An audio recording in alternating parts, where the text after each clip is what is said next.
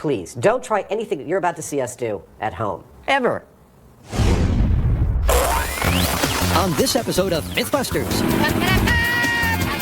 Doctors Heineman and Savage raid the archives for a movie myth about a bike flip.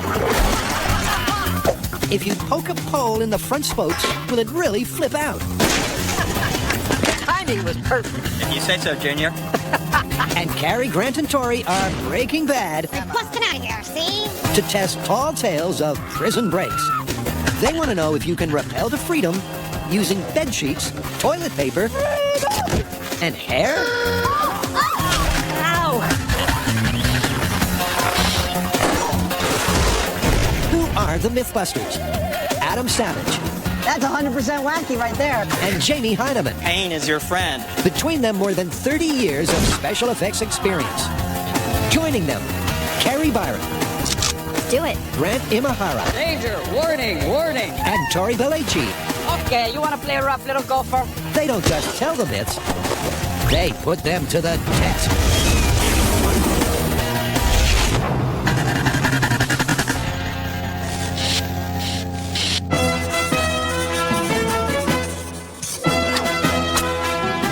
Let me guess. Indiana Jones? Yes, cast your mind back to Indiana Jones and the Last Crusade. Indy and his father are racing away from the Nazis on a motorcycle. Nazis come up alongside them and are about to get them, but Indy doesn't have a weapon. Quickly thinking, he grabs a flagpole, jams it in the front spokes of the Nazi motorcycle, The and... motorcycle flips up in the air, end over end. Bad time for the Nazi. Exactly. That is our movie myth. It's a classic scene from the silver screen. The doctors Jones, Jr. and Sr. are being chased by the Third Reich on bikes.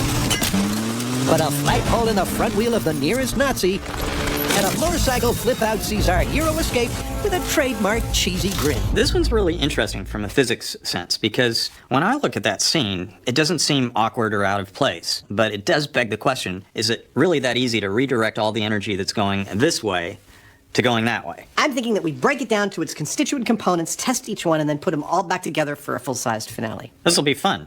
It's been years since I've been on a motorcycle. Ever since that gang, right? So first things first, it's a motorcycle myth, and we'll be needing a... That's a bike. Exactly. Oh, it's lovely. I actually rode across the country in one of these things. No way. I'm just reeling from learning something about you I didn't know. It seems that there's a never-ending supply of those. Okay, it may be old-fashioned, but the movie bikes are vintage World War II. I know what you're saying. You're saying this really doesn't look like a vintage World War II era motorcycle. And it is, in fact, it's from 1981, but it is the exact model of bike used by the stuntmen to perform their stunts for Indiana Jones and the Last Crusade, which means that it, and not some vintage bike, is the perfect test platform for us for this myth. Now that that's sorted, let's kick things off as Adam and Jamie focus on the first aspect of the myth. Since this myth is all about the poking of a flagpole into the spokes of a motorcycle, one of the things we want to know is how fast can we poke a flagpole? Because once they know the speed of a human flagpole poke, Nice, Tiger. they can calibrate their remaining tests to just that. Just plain funny to let you exert yourself like that. I don't know why exactly. It just is. High comedy. Whatever floats your goat. And the high comedy on the high speed reveals the magic number to be 30 miles per hour. Cue part 2 of the experiment, a remote control flagpole thruster. You might remember this puppy right here from Birds on a Truck because this was our pigeon catcher. Yep, it's not a prop from Mad Max. It really is a pigeon catcher. Not that it caught any pigeons. It has an air reservoir, it has a valve, it has everything we need to shoot the stick into the wheels of the motorcycle. In 3, 2, 1.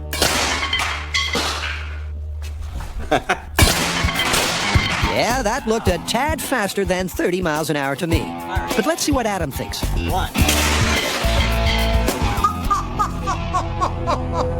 That might be a little too fast. That's what I said. Is everybody okay? That's dangerous. Yeah, we might have to tune that one back.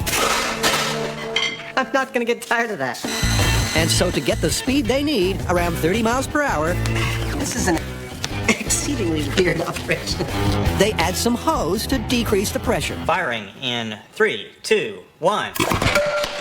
That might be it. That's it. That's the butter zone. 12 PSI, we get 28.5 miles per hour. That's perfect. As odd as this sounds, after destroying their wooden backstop, they finally got the ex-pigeon catcher throwing a flagpole at a realistic speed.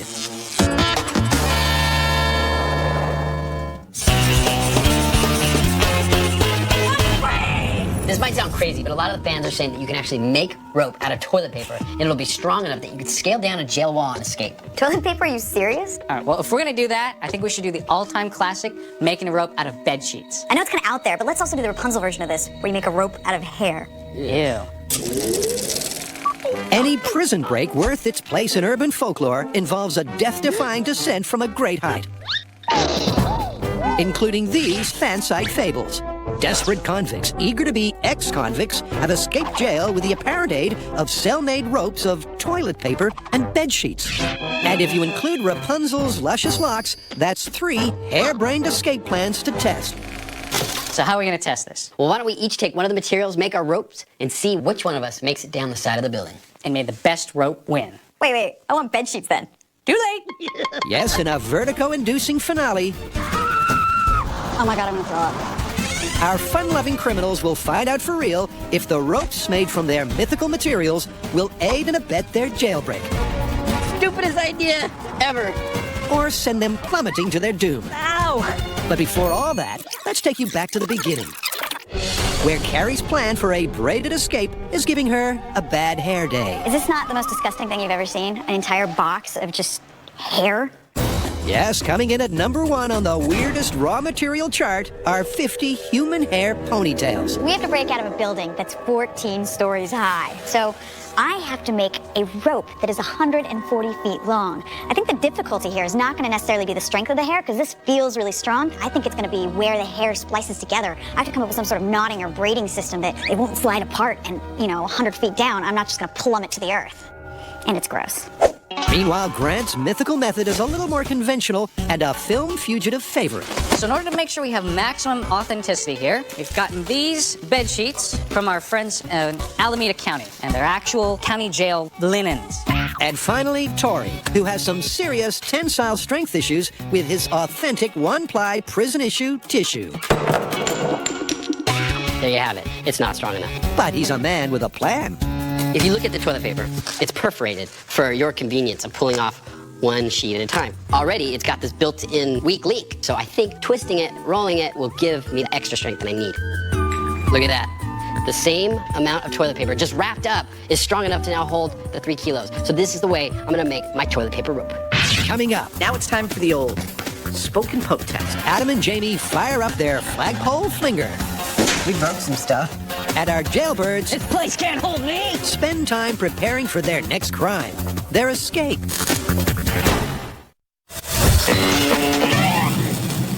Adam and Jamie's past crusade to hold Hollywood to scientific account Oh, that's great! has given the team some memorable moments of movie mayhem. on the ground. Benches on the ground.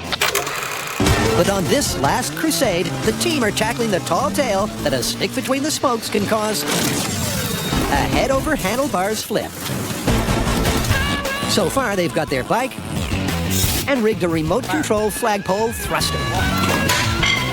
So, what's next? When this bike is moving at highway speeds, the spokes are going so fast you can hardly see them. So what we need to find out is whether it's possible for a human to thrust a stick into those spokes fast enough to get them cleanly through there. And then once that occurs, what happens to the wheel? And to get the wheel spinning at chase scene speeds, 50 miles per hour, Adam whips up a dynamometer. And now it's time for the old spoken poke test. So with the bike secured, this test is all about the space between the spokes and not the full flip. This is gonna be cool. Will a flagpole thrust at realistic speed actually penetrate the wheel? 3, 2, 1. Apparently not. Well, that was a bit of a letdown. Yes, the stick just bounced right back out. And after a second test under the same conditions produces a similar result, the guys decide they're missing the point. Firing. 3, 2, 1. Perfect. Penetration, wheel stoppage, and as a bonus, some controlled mayhem. We broke some stuff. We've successfully stopped the wheel with the stick. And that's great. That's 15 pounds coming to a dead stop from 50 miles an hour. But this was a stationary test. When we go out on the road with this, there are hundreds of pounds in this bike, plus the rider, that want to keep on going. And that's where the real fun's gonna start. So it's full scale ahead, and the plan in the can looks a lot like this.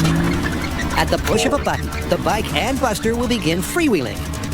That in turn will trigger the flagpole flinger and jam the stick into the spokes.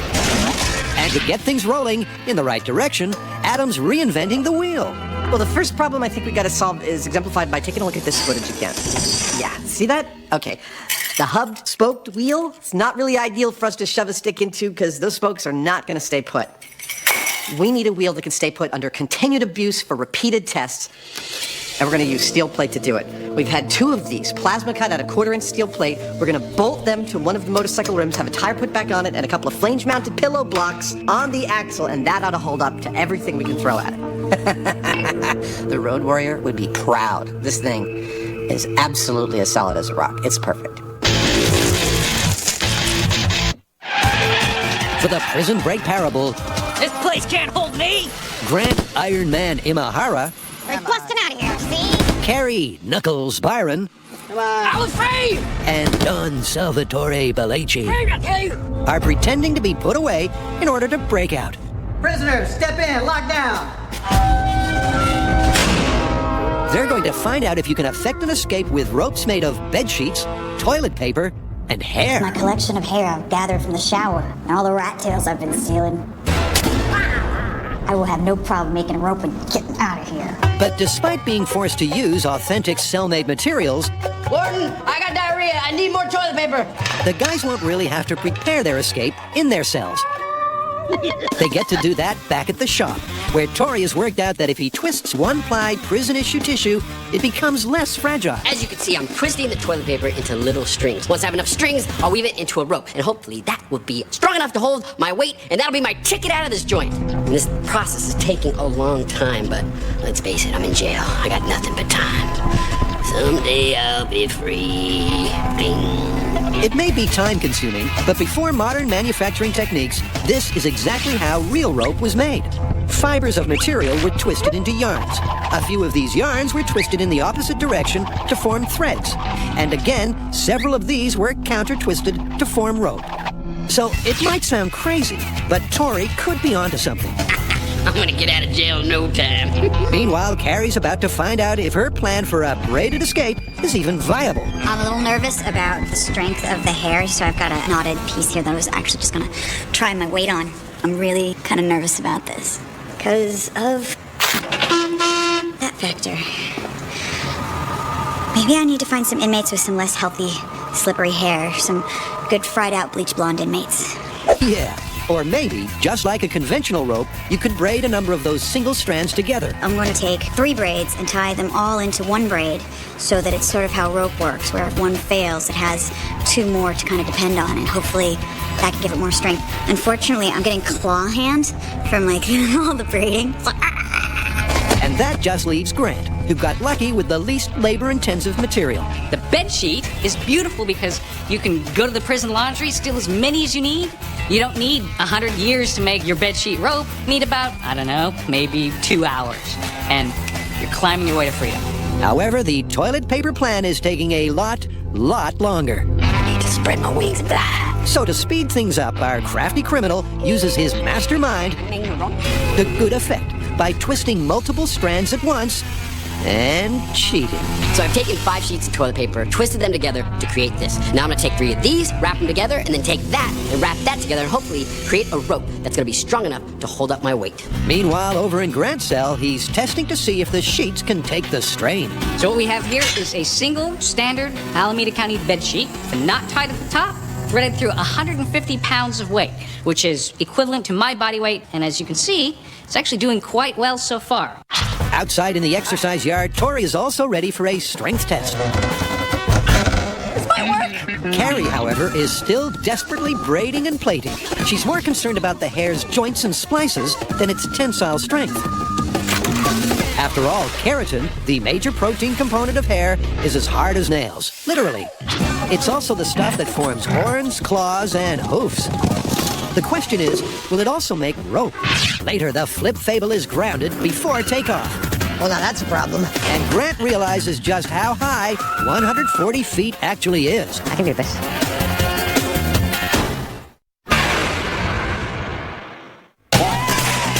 Jamie and Adam are flipping out, That might be a little too fast. All right. testing the movie myth that jamming a stick between the spokes will cause a motorcycle flip out. But they've got a tough build ahead. In order to go full scale with this, we need to both be able to hold this bike and let go of it at very precise timing. So we're going to start by building a trailer that holds it upright, that on the push of a button releases it, and then once it's released, we'll fire a stick right through those front spokes. In engineering terms, there's a mountain to climb. And what better way to show the passage of time than a montage?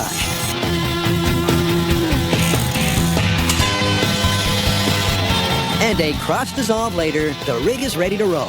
But before the cameras do, the team needs a change of scenery. Ready? Yep, let's go.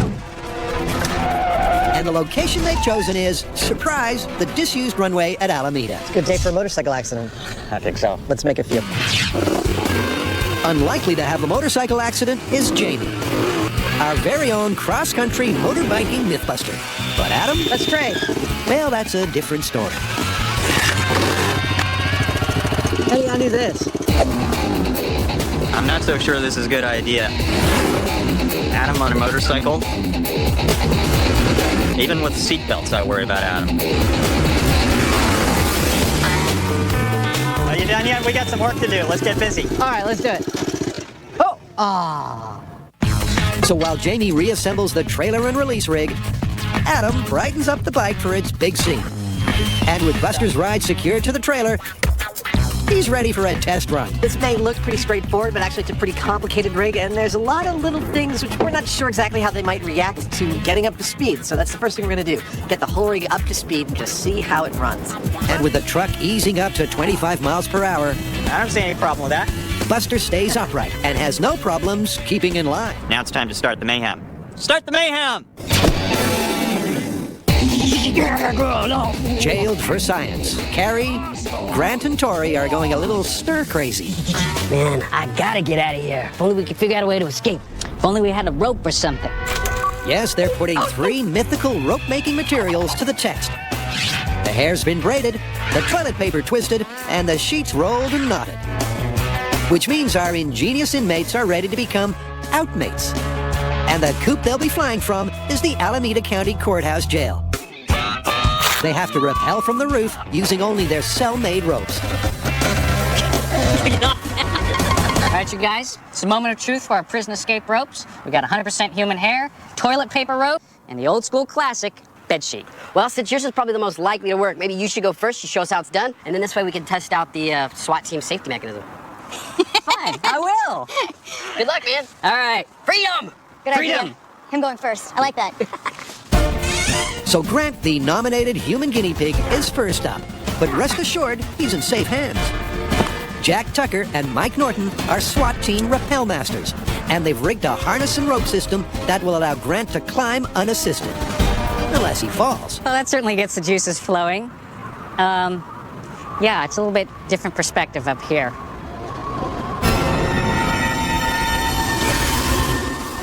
I can do this.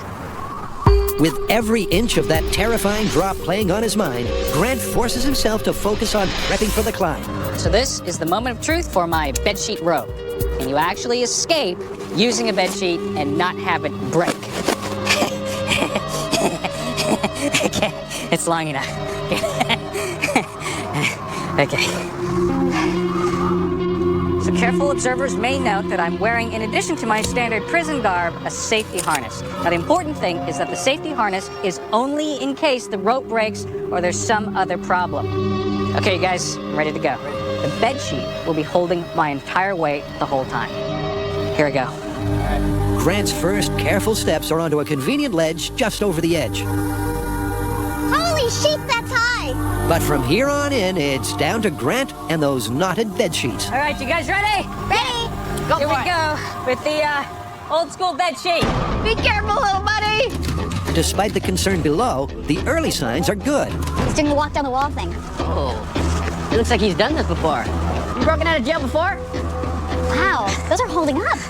The bed sheets are holding up. He's getting tired. Oh, man. The question now is, can Grant hold himself up?